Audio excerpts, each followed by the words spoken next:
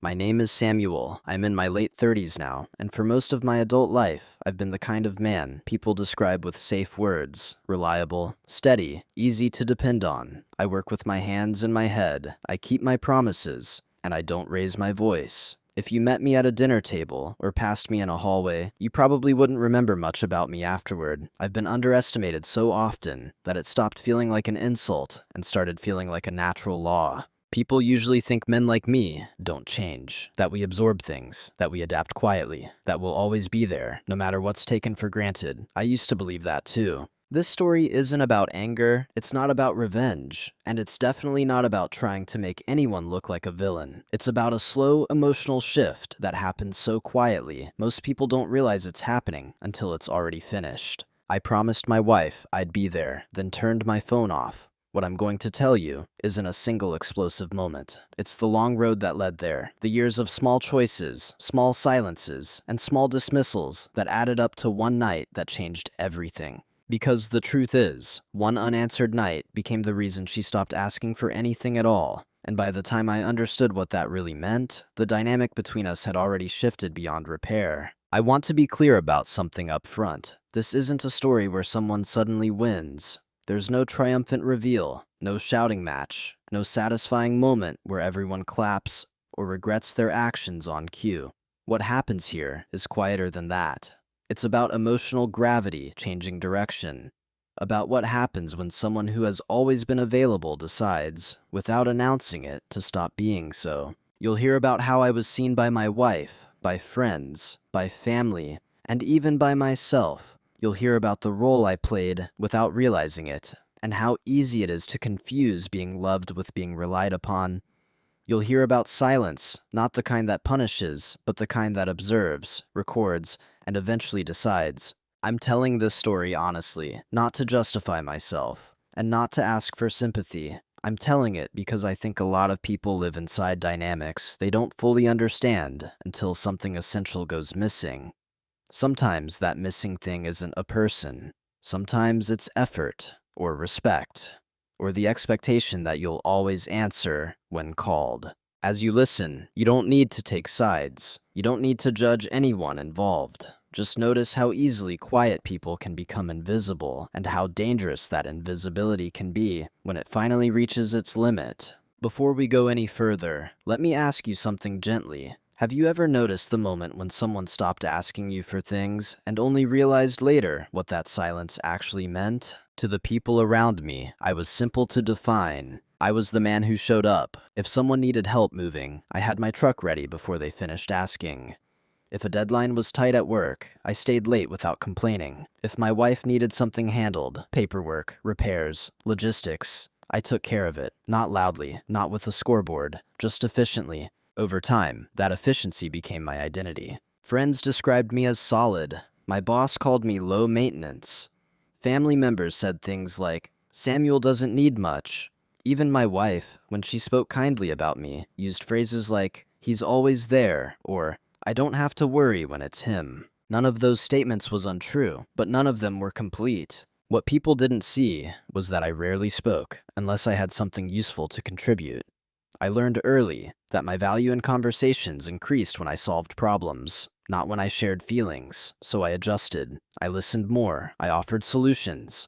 I made myself useful. At first, that felt like maturity. Then slowly, it became expectation. At gatherings, I was the one refilling drinks or fixing a loose chair leg while everyone else talked. At work meetings, my ideas were often absorbed into the group without my name attached, and I didn't push back. I told myself it didn't matter. The work got done. The outcome was what counted. At home, it was even quieter. My wife loved me. I never doubted that. But love took a specific shape. She leaned on me. She relied on me. She assumed my availability the same way one assumes gravity. When something needed attention, it naturally fell to me, and I accepted that role without resistance. If I was tired, I didn't say it. If something bothered me, I reasoned it away. I told myself this was a partnership. This was adulthood. This was what dependable men did. The problem with being dependable is that people stop checking whether it costs you anything. No one asked if I wanted rest. No one wondered if I felt overlooked. And I never volunteered the information.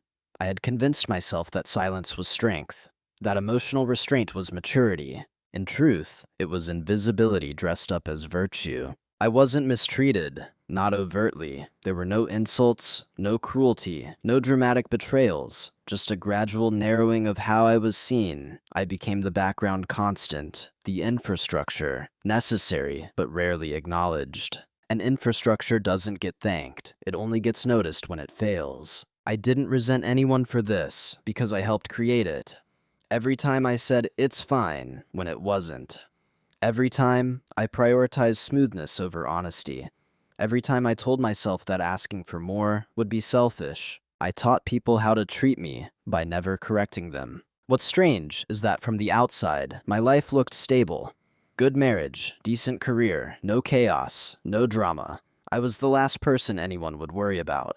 And that's exactly why no one noticed the early signs. They didn't notice when I stopped volunteering opinions, or when I answered questions with shorter sentences, or when I became more observant than expressive. These changes were subtle enough to be interpreted as calm, but calm and disengaged can look identical if no one is paying close attention. At the time, I didn't think of myself as fading. I thought I was being disciplined, mature, above emotional noise. I didn't realize that the role I was playing had very little room for being human. And I definitely didn't realize that once you accept invisibility long enough, people forget to look for you at all. The first time it happened, it didn't register as a problem. That's important to say, because if it had been obvious, if it had been sharp or cruel, I would have noticed. I would have addressed it. But it wasn't like that. It was small, ordinary, the kind of moment that slips past you because nothing technically goes wrong. It was a Thursday evening. I remember that because Thursdays were usually our reset days. Nothing formal, just an unspoken agreement that we'd reconnect after the week started pulling us in different directions. We had talked about it that morning, standing in the kitchen, while coffee brewed. "I might get out a little late," she said, not looking up from her phone. "That's fine," I replied. "I'll be home." And that was it. No drama, no expectations were spelled out. Just a quiet assumption that we'd be in the same space later, maybe talk, maybe not. Together was enough. That evening, she came home distracted, still on her phone. Shoes were kicked off near the door, instead of lined up like usual. She walked past me with a quick kiss on the cheek and said, "I'm just going to take this upstairs." I nodded, said nothing. An hour passed, then two. I made dinner for myself and left hers, warming in the oven. I didn't text. I didn't knock. I told myself she needed space. I told myself it wasn't personal. By the time she came down, the food was dry. She glanced at it, then at the clock. "Oh," she said, "I forgot." She said it casually, not dismissively, just neutrally. "I already ate," she added. "You don't mind, right?" I shook my head. No.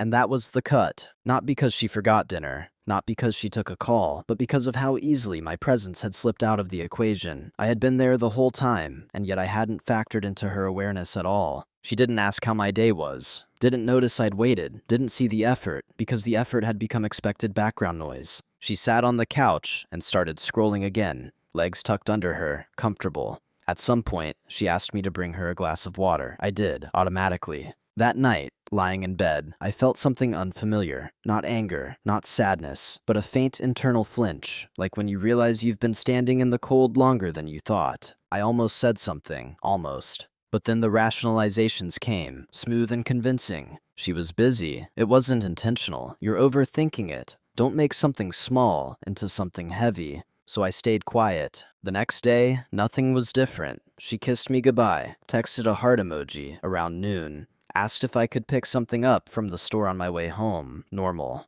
which made the previous night feel like it didn't count. That's how small cuts work. They disappear if you don't keep looking at them. Over the next few weeks, there were more moments like that, tiny dismissals wrapped in normalcy. Conversations where my input was acknowledged with a nod, and then overridden without discussion. Plans changed at the last minute with the assumption that I'd adapt. And I did, because I always had. What stood out wasn't what she did, it was what everyone else didn't notice. Friends didn't see it, the family didn't see it. If anything, they praised how easygoing I was, how lucky she was to have someone so understanding, how calm our relationship seemed. And I nodded along, playing the part. I didn't mark these moments as warnings. I stored them away as data points, not emotionally, methodically.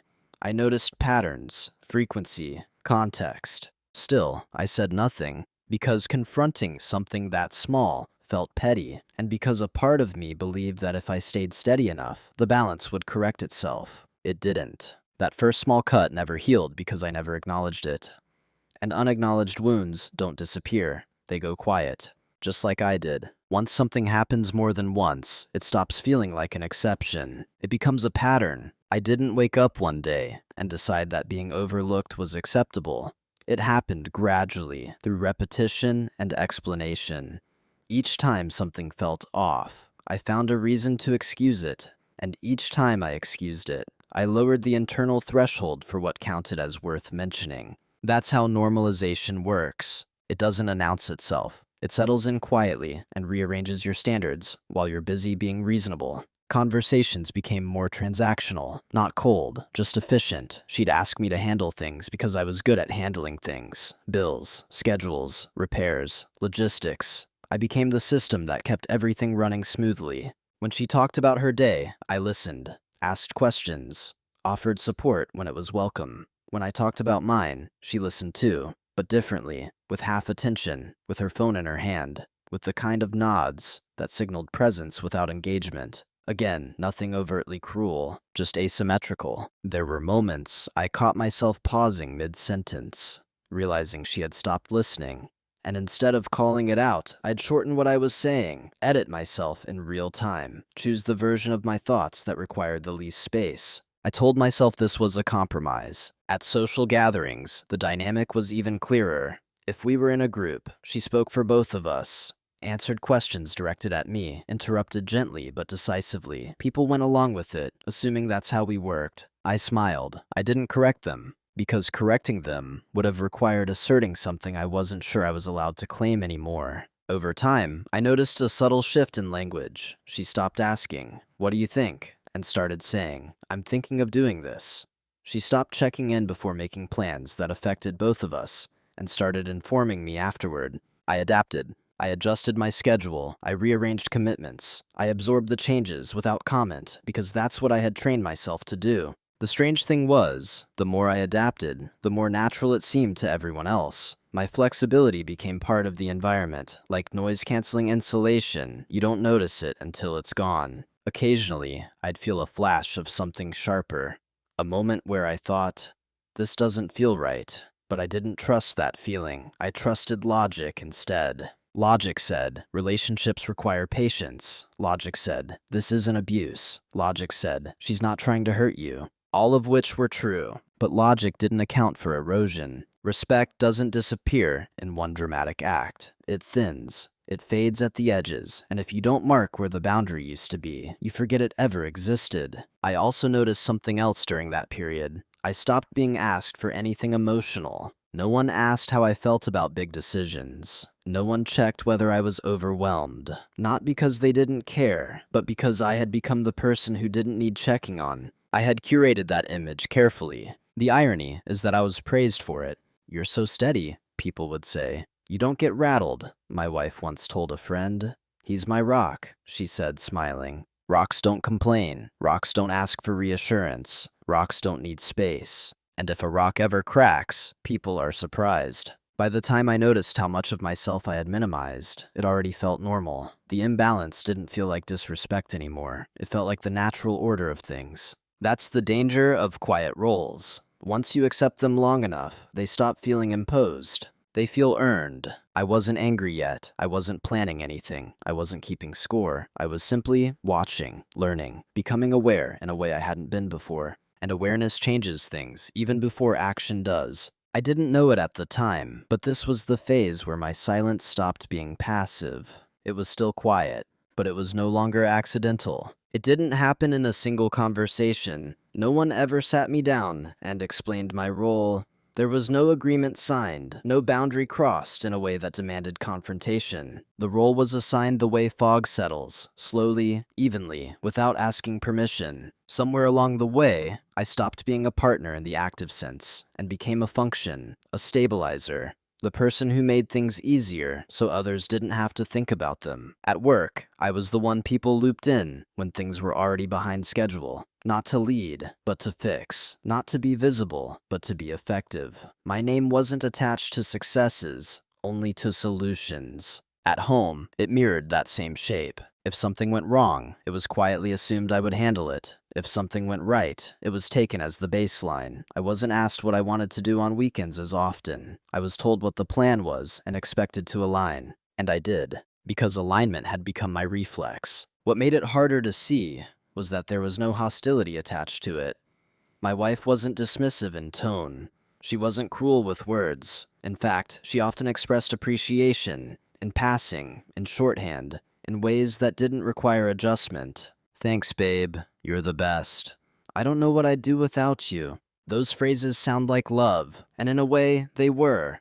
But they also functioned like punctuation marks, ending the conversation before it could go anywhere deeper. Gratitude without curiosity. Affection without engagement. I noticed that when I expressed uncertainty or hesitation, it was gently overridden. It'll be fine. You always figure it out. You're good at this stuff. At first, I took those as compliments. Over time, I realized they were permissions. Permissions for others not to worry about my limits. The role I had been assigned didn't include being unsure, or tired, or conflicted. It included being capable and quiet, and I wore it well. I didn't challenge decisions. I didn't push for emotional space. I didn't interrupt momentum. I told myself that this was adulthood, that not every feeling needed airtime. But something subtle was happening under that reasoning. I was being edited out of my own life in small, polite ways. There were moments when I tried to step slightly outside the role. Nothing dramatic, just a comment, a pause, a question.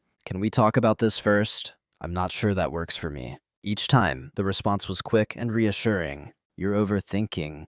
It's not a big deal. We'll figure it out later. And later never came. What struck me most wasn't the dismissal. It was how quickly the conversation moved on, as if my input had been a minor technical delay rather than a human concern. That's when I realized something important. The role I was in didn't require my presence. It required my compliance. And compliance is easy to mistake for peace. The more I complied, the smoother everything ran. The smoother everything ran, the less reason anyone had to ask if I was okay. I had become emotionally self-sufficient in a way that relieved others of responsibility, and the cost of that self-sufficiency was invisibility. I started noticing how rarely anyone checked in with me without needing something, how conversations ended when my utility was complete, how silence from me was interpreted as agreement, not absence. Still, I didn't resent it, because resentment requires the belief that you are owed something, and I had trained myself not to believe that. What I felt instead was clarity. Clarity that this role, as stable as it looked, left no room for growth, no room for mutual adjustment, no room for being seen in motion rather than as a fixed structure. I wasn't angry, but I was no longer unaware. And once you see the shape of the box you're in, you start noticing how often you're expected not to move. The shift didn't come from an argument. It came from a pause. It was a Saturday morning, quiet in the way only early weekends are. Light coming through the kitchen window at an angle that makes dust visible in the air. I was standing at the counter, fixing the loose clasp on my watch, the same one I'd worn every day for years. My wife was sitting at the table, scrolling, coffee cooling beside her, untouched. She mentioned, almost casually, that she'd made plans for us that evening. Dinner with friends. Last minute, she said it while looking at her phone, already halfway into the next thought. We're meeting them at 7, she said. You'll be fine with that, right? It wasn't the plan itself that caused the pause. It was the phrasing. Do you want to? Does that work for you? Just an assumption, wrapped in familiarity. I looked at my watch longer than necessary, not because it needed fixing, but because I needed a moment to hear myself think. Normally, I would have said yes before she finished the sentence. I would have adjusted my internal schedule without noticing the adjustment. This time, I didn't answer right away. The silence stretched, not awkward, just unexpected. She glanced up briefly, surprised, then back down at her screen. Sam, she said. I realized something then that I hadn't fully articulated before. She wasn't checking in with me. She was checking for confirmation that the system was still online. I had planned on staying in tonight, I said finally. My voice was even, not defensive, just factual. She looked up again, this time longer. Oh, she said. Well, we already said we'd go. There it was. The default hierarchy. The plan existed. My preference was for new information. I nodded slowly. Okay. And that should have been the end of it. That's how these moments usually went. But instead of feeling the familiar internal adjustment, the mental reshuffling that allowed me to fit into the new plan, I felt something else. Stillness. Not resistance. Not frustration. Clarity. I suddenly saw the moment not as a negotiation, but as a snapshot.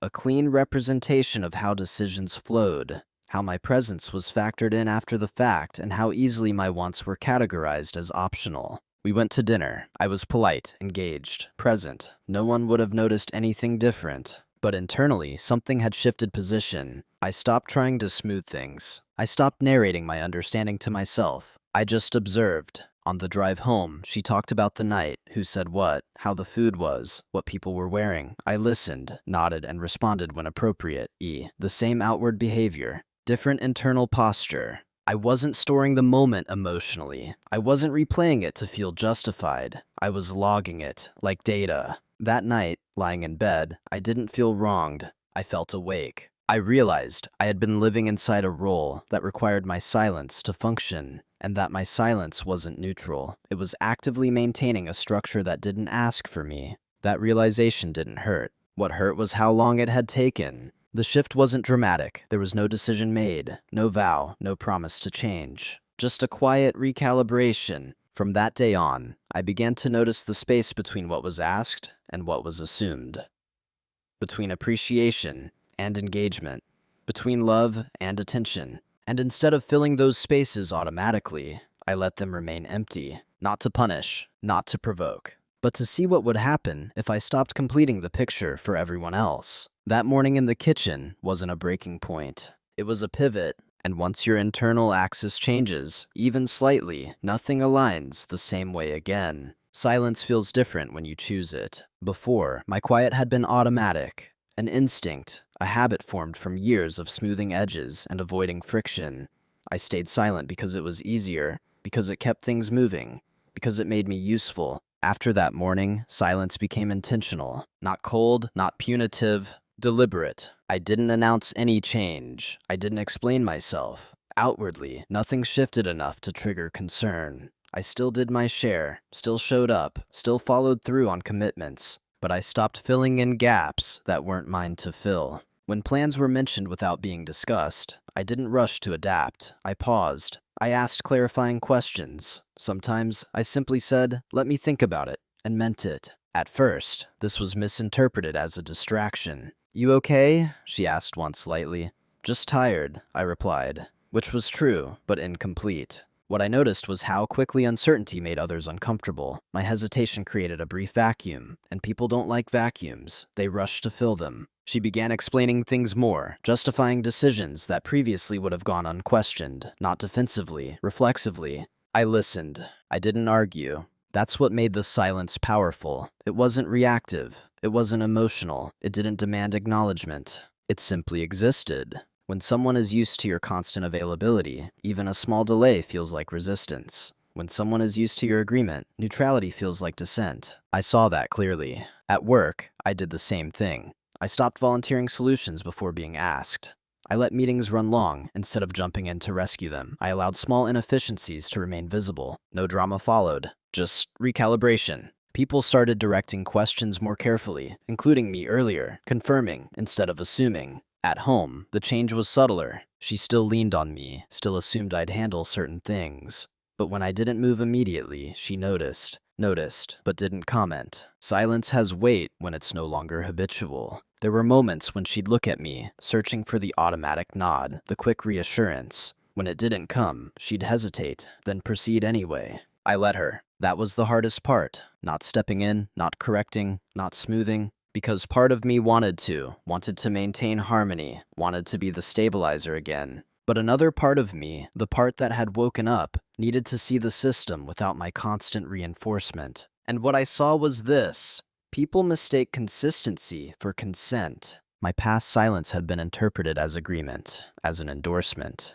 as comfort. Removing that silence didn't create chaos. It created awareness. She began double-checking plans more often, asking instead of telling, small things. But something else happened too. She started mistaking my quiet for withdrawal. "You're kind of distant lately," she said one evening, not accusing, observing. "I'm here," I replied, and I was. That's the paradox of chosen silence. You can be fully present without being immediately accommodating. But when people are used to access, presence without compliance feels like absence. I wasn't punishing her. I wasn't playing a game. I was protecting clarity. I was learning what happened when I stopped performing the role I'd been assigned and simply occupied space without explanation. And what happened was revealing. Some things adjusted, some didn't. But none of it escalated, because I wasn't escalating. I was waiting to see what people did when they had to notice me instead of assuming me. Silence, when chosen, isn't weakness.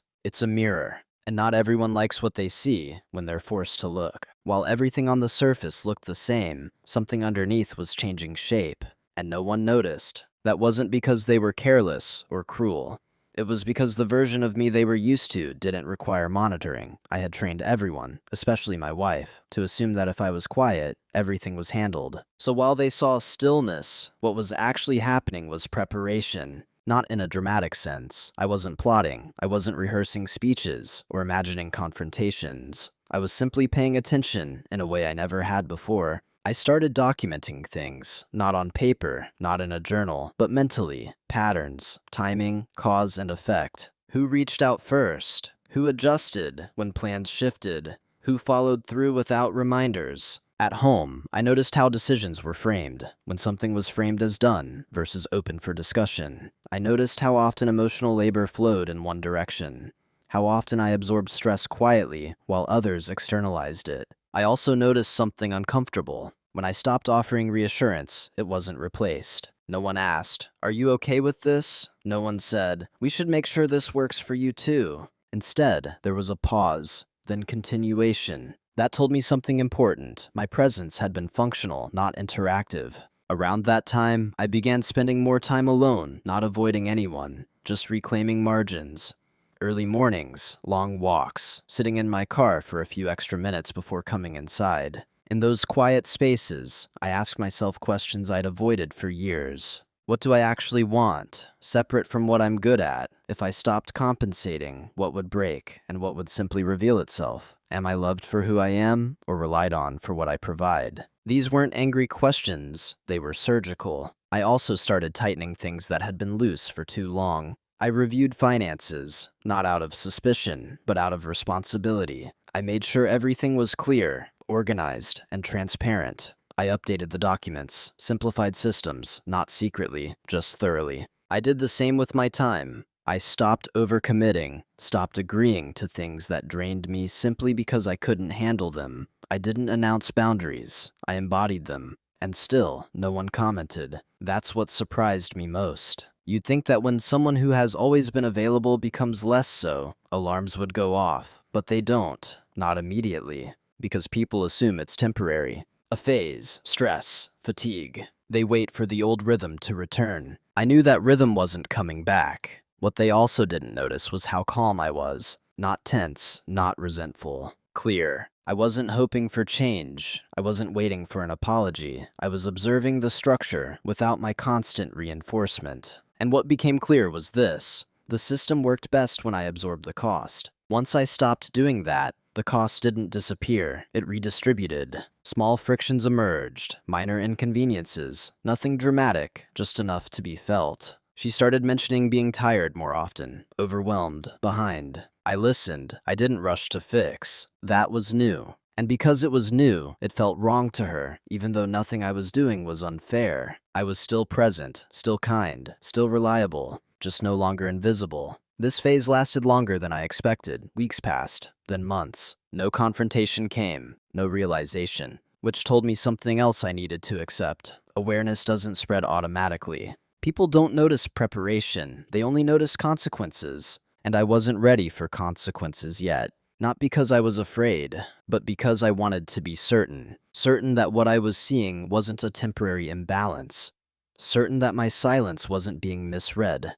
Certain that I wasn't reacting to a bad season instead of a structural problem. By the time I reached that certainty, the decision wasn't emotional anymore. It was logical. And logic, once it settles, doesn't ask for permission. The reveal didn't come with a rush of adrenaline. There was no moment where I leaned back in my chair and thought, so this is it. It came quietly, the way truth usually does, when enough variables line up, and the answer stops being ambiguous. I was sitting alone in the living room one evening, lights low, the house quiet. My wife was upstairs, on a call. I wasn't listening to the conversation itself, but I could hear the rhythm of it, laughter, then seriousness, then reassurance, hers, not mine. I realized something then that felt oddly neutral. If I weren't here, emotionally speaking, the system would still run. Not smoothly, not well, but it would run. And that meant my value had shifted from partner to support structure, without anyone consciously choosing that shift, including me. That was the reveal. Not leverage over someone else, but clarity about myself. I understood, fully and without emotion, that I was no longer participating in a mutual exchange. I was stabilizing an imbalance, and the moment I stopped stabilizing it, the imbalance would become visible. That visibility was the leverage, not power over her. Power over my own position. I saw that I had been waiting, not for permission, but for evidence. Evidence that my role could expand again. Evidence that curiosity about me would return on its own. It hadn't, and that wasn't because she was unkind. It was because the dynamic no longer required it. That's when I stopped hoping the situation would self-correct. Hope had been the last thing keeping me still. Once that was gone, what remained was choice. I reviewed everything, not with suspicion, but with precision. Emotional patterns, financial responsibilities, time investments, long-term trajectories. What would staying like this look like in 5 years, in 10? The answer was clear, and it was quiet, more of the same, with less of me. That wasn't tragic. It was just unacceptable. I also understood something important about leverage that night. Real leverage isn't dramatic. It doesn't announce itself. It comes from preparedness meeting inevitability. I didn't want to punish anyone. I didn't want to win an argument that had never been spoken. I wanted alignment, and alignment wasn't possible inside a structure that depended on my silence. That meant any real change would have to come from me stepping out of the role entirely, not reshaping it from within. This wasn't an emotional conclusion. It didn't hurt in the moment. If anything, it was relieving. Because once you accept that a system only functions with your unpaid emotional labor, you stop arguing with it. You start planning around it. I didn't tell anyone what I realized. There was nothing to explain. This wasn't a threat or an ultimatum. It was a private recalibration. I knew that whatever I chose next had to be clean. No mixed signals, no half measures, no dramatic declarations, just consistency. From that night on, I stopped asking myself how to be seen again. I asked myself who I would be if I stopped trying to be. The answer wasn't louder. It wasn't colder. It was simpler. And once I saw that clearly, the decision ahead of me stopped feeling heavy. It felt inevitable. People imagine decision points as moments of emotional intensity, raised voices, sleepless nights, a dramatic line in the sand. This wasn't like that. By the time I reached the decision point, the emotion had already drained out of it. What remained was structure, options, consequences. I remember walking alone that evening, the air cool enough to keep my thoughts sharp. I wasn't replaying arguments because there hadn't been any. I wasn't trying to prove a point. I was weighing paths. There were 3. The first was the easiest. Stay exactly as I was. Continue being dependable. Continue absorbing friction. Continue being loved for what I provided rather than who I was. This path promised stability, familiarity, quiet erosion. I could do it. I had already proven that. The second path was confrontation. Sit her down, explain everything, lay out the years of quiet imbalance, ask for change, ask to be seen again. This path was tempting, but it carried a risk I couldn't ignore. Because asking to be seen inside a dynamic that no longer notices you often turns into negotiation. And negotiation would have put me right back where I started, explaining my worth, translating my limits, justifying my needs. I didn't want to be understood temporarily. I wanted the structure itself to change. The third path was the one that took the longest to look at, because it required the most discipline. I could stop compensating entirely. Not abruptly, not cruelly, not theatrically, but completely. I could remove myself from the role without announcing my exit. Let the system experience life without my invisible support. Let reality speak instead of me. That path wasn't reversible. Once you stop carrying something that everyone assumes you'll always carry, the absence becomes loud, and once that absence is felt, the relationship can't return to its previous shape. This was the irreversible option, and I knew, with absolute certainty, that if I chose it, I couldn't go back, not without betraying myself. I stopped walking and stood still for a moment, watching cars pass, headlights moving forward, never backward. I wasn't afraid. What I felt was respect for the gravity of the choice. Because this wasn't about leaving or staying, it was about whether I would continue participating in a version of myself that no longer existed. The decision wasn't made in that moment. It had already been made weeks earlier, in increments. Each time I didn't step in. Each time I let silence stand. Each time I chose clarity over comfort. That night, I simply acknowledged it. I chose the third path, not because it was dramatic, but because it was honest. From that point on, I stopped preparing for understanding. I prepared for consequences. And once you do that, your behavior changes in ways that don't need explanation. When people think of decisive change, they imagine visible action. I did the opposite. I moved quietly, not in secrecy, just without commentary. I didn't announce intentions or frame anything as a turning point. I simply stopped operating as the silent infrastructure that made everything else feel effortless. The first changes were practical. I separated responsibilities that had blended over time, not in a dramatic way, just with clarity. Tasks that had defaulted to me were no longer automatically handled. If something wasn't explicitly discussed, I didn't assume ownership. I didn't remember. I didn't rescue. I didn't preemptively solve. I let cause meet effect. At work, this meant delegating back instead of absorbing, saying, "That's not mine," without apology. Letting timelines stretch when they weren't realistically supported. Documenting instead of compensating. No one reacted strongly. They adjusted. That was the first confirmation that I hadn't been essential. I had been convenient. At home, the effects were slower. I stopped tracking her schedule, stopped anticipating needs before they were expressed, stopped filling emotional space when silence appeared. If she was overwhelmed, I listened, but I didn't reorganize my life to absorb the weight. If she forgot something, I let her forget. These weren't punishments. They were corrections. I remained kind, calm, available, just not automatically. She began noticing friction in places that had once been smooth, small things, missed details, overlaps, gaps. At first, she attributed it to stress, then to busyness, then to me. "You've been different lately," she said one night, not accusing, not gentle, just confused. "I am," I replied. I didn't elaborate, because elaboration would have turned this into a negotiation, and I wasn't negotiating. I was aligning behavior with reality. The night I turned my phone off came during this period. I had promised her I'd be there that evening. She was going through something emotional. She wanted reassurance, presence, grounding. And earlier in the day, I fully intended to be there. But when the time came, something in me stopped. Not out of spite,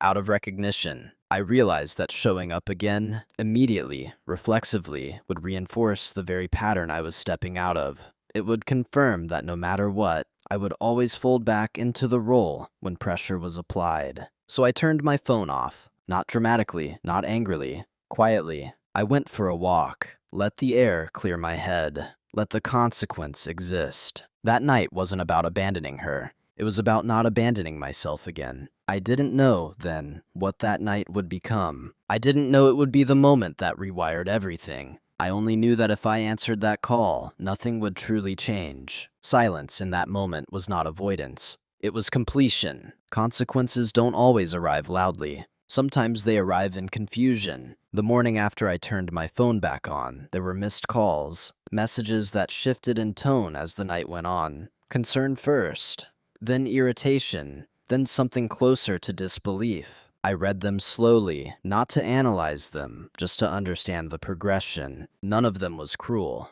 but none of them asked why. They asked where. That distinction mattered. When I came home, the house felt different. Not tense, not hostile, just unsettled, like furniture had been moved slightly off-center. She was already awake, sitting at the table. She looked tired. "You didn't answer," she said.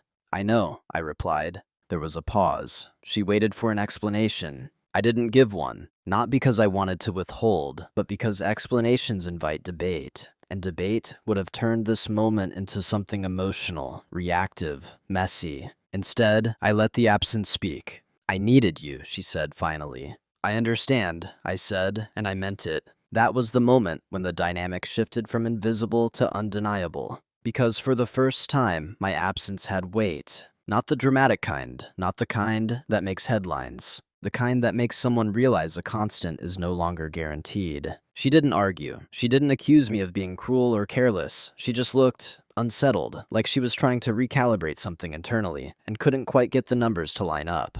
Over the next few days, small things surfaced. She asked more questions, checked plans more carefully, asked if I'd be home, not assuming I would be, asked how I was feeling, though the question sounded unfamiliar in her mouth. Not wrong, just new. At the same time, I noticed something else. When she talked about that night to others, she framed it as confusion, not betrayal. "He just didn't answer," she said once, on the phone. "That's not like him." She was right. It wasn't. And that realization lingered. The consequence wasn't punishment. It was uncertainty. She began noticing the pattern I had stepped out of, not because I explained it, but because it stopped functioning. The things I had quietly absorbed were now visible as effort, as labor, as a choice.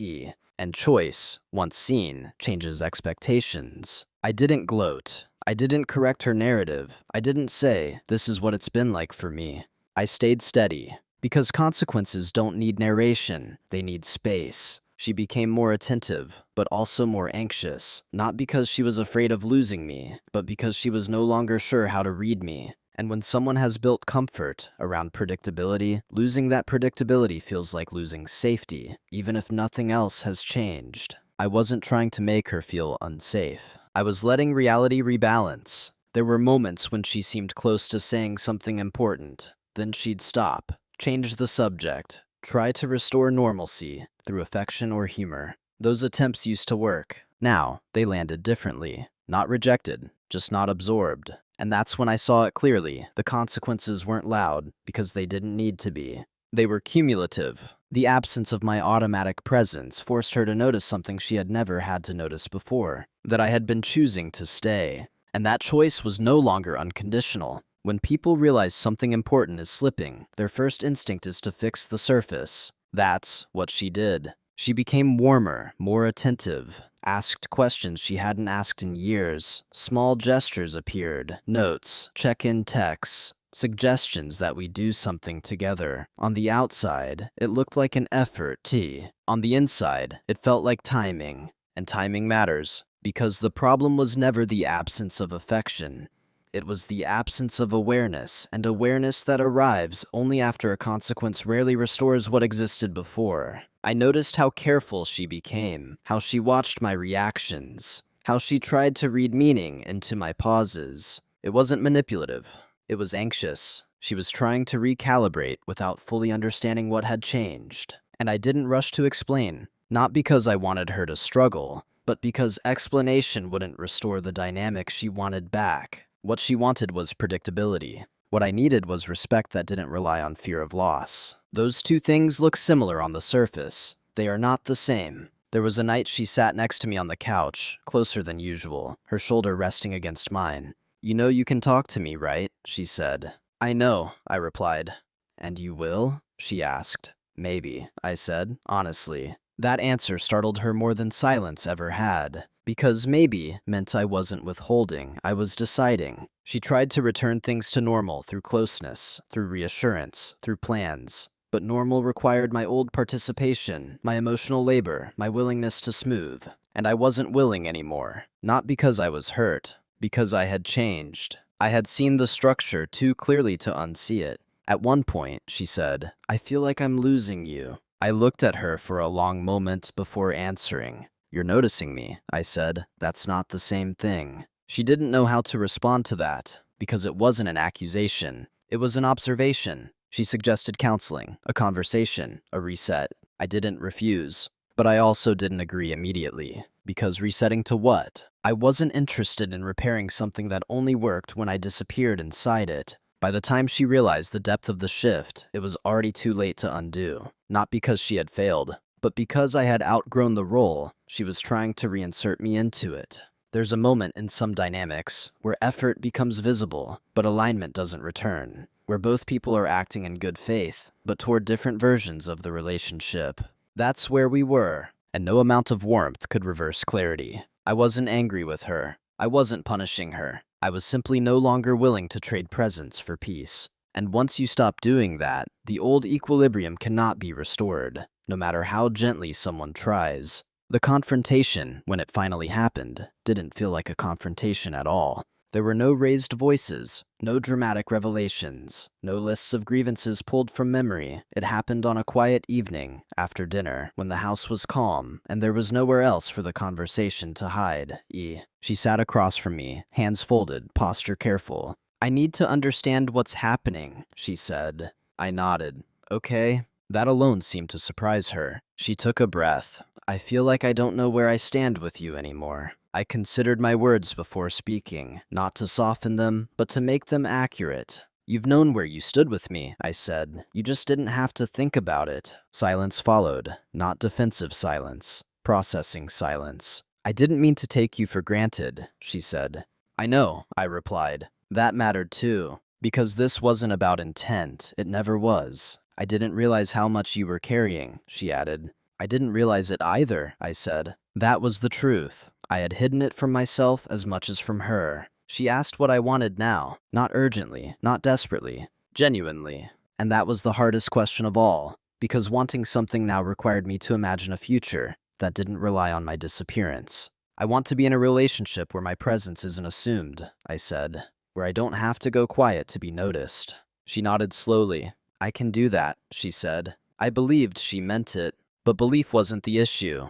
"What you're offering," I said carefully, "comes after loss, not before it." Her face tightened, not in anger, but in recognition. I wasn't rejecting her effort. I was acknowledging timing. We talked for a long time, not about blame, not about fault, about structure, about patterns, about how easily love can turn into reliance without either person choosing it. When the conversation ended, there was no resolution in the conventional sense, but there was understanding. And understanding, sometimes, arrives too late to change direction. That doesn't make it worthless. It just makes it final. Who I am now isn't dramatically different from who I was before. That's what surprises people the most. I didn't become colder. I didn't become louder. I didn't reinvent myself into someone unrecognizable. I still value steadiness. I still keep my word. I still move through the world without needing to dominate a room. What changed is where my energy goes. I no longer confuse silence with virtue. I no longer equate endurance with love. And I no longer mistake being needed for being seen. That distinction reshaped everything. I'm more deliberate now, not reactive. I choose where I invest attention, time, and emotional labor. If something matters to me, I say it calmly, early, without apologizing for the space it takes. And if it doesn't, I let it go. I don't over-explain. I don't fill pauses to make others comfortable. I allow uncertainty to exist without rushing to resolve it. That used to feel selfish. Now it feels honest. I've learned that people adjust faster than we think when we stop protecting them from discomfort. Not all of them adjust well. Some drift, some resist. Some misinterpret clarity as distance. That's okay. I'm no longer responsible for maintaining versions of myself that others find convenient. With my wife, now my former wife, we didn't end in bitterness. There was grief, yes, there was sadness, but there was also respect. She saw me clearly in the end, and I needed to know that even if it came too late. I didn't leave because she failed. I left because I changed, and staying would have required me to become smaller again. I move through life now with a different posture, not guarded, but grounded. I don't wait to be asked. I don't disappear into roles. I show up as a person, not an infrastructure. Some people are uncomfortable with that. Some are relieved. Either way, I'm present. That's who I am now. There's a quiet lesson in all of this, one that doesn't announce itself and doesn't fit neatly into advice. It's this: people don't lose you all at once. They lose you slowly the moment they stop having to notice you. What happened between my wife and me wasn't the result of one bad night or one missed call. That night only mattered because of everything that came before it, because it confirmed a truth that had been forming quietly for years. Love can coexist with imbalance, kindness can coexist with neglect, and good intentions can still build a structure where one person slowly disappears. No one in this story woke up wanting to hurt anyone else. That's what makes it easy to stay too long. When there's no villain, you tell yourself there's no reason to leave. When there's no shouting, no betrayal, no cruelty, you convince yourself that discomfort is just part of adulthood. But there's a difference between sacrifice and erosion. Sacrifice is chosen and acknowledged. Erosion is unnoticed until something essential is gone. The night I turned my phone off wasn't an act of punishment. It was the moment I stopped correcting a system that only worked when I silenced myself. It was the first time I allowed absence to speak where words hadn't. And once that happened, there was no way to return to the old shape. Not because someone refused to try, but because clarity doesn't reverse. If there's one thing I hope you take from this story, it's not to wait until silence becomes your only language. Don't teach people that your needs are optional by never expressing them. Don't confuse being easy to live with for being fully known. And if you find yourself being missed only when you're gone, pause. That's information. It doesn't mean anyone is evil. It doesn't mean love wasn't real. It means a dynamic formed where your presence was assumed instead of chosen. And dynamics don't change just because someone finally notices. They change when behavior does. Sometimes that leads to repair. Sometimes it leads to separation. Both outcomes require honesty. I don't regret staying as long as I did. I learned who I was in silence, but I also don't regret leaving when silence stopped being a place I could live. Because being calm should never require being invisible. Before we end, I want to ask you something, not to provoke, just to invite reflection. Have you ever been in a relationship where you were appreciated most for what you provided until you stopped providing it? And if so, what did that moment teach you about your own worth? If this story resonated with you, I'd really like to hear your thoughts in the comments.